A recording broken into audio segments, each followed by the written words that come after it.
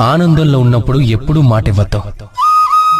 ఆనందం మీలో వాదించే గుణాన్ని మాయం చేస్తుంది. అలా ఆనందంలో ఉన్నప్పుడు ఇచ్చిన ఈ మాట తర్వాత మీ మెడకు చుట్టుకొని బంధనం అవుతుంది. ఎప్పుడూ కోపంలో సమాధానం ఇవ్వద్దు. కోపం మీ యొక్క వివేకాన్ని తినేస్తుంది. భవిష్యత్తు గురించి ఆలోచనని నాశనం చేస్తుంది. కేవలం కొద్ది నిమిషాల పాటు కలిగే ఈ కోపంలో ఆ కోపంలో ఇచ్చే సమాధానం తరువాత జీవితం మొత్తానికి ప్రశ్నగా మిగిలిపోతుంది. దుఃఖంలో ఉండగా ఎప్పుడూ ఏ నిర్ణయం తీసుకోవద్దు. దుఃఖం మీ యొక్క ఆలోచన శక్తి, అర్థం చేసుకునే శక్తిని నశింపచేస్తుంది. అలా దుఃఖంలో మీ మనసు తీసుకునే నిర్ణయం ఎప్పుడూ దుఃఖాన్నే మిగిలిస్తుంది. సరిగ్గా చెప్పాలంటే మాట, సమాధానం, నిర్ణయం ఎప్పుడైనా సరే జీవితంలో ఆలోచించి ఇవ్వాలి, అలాగే తీసుకోవాలి.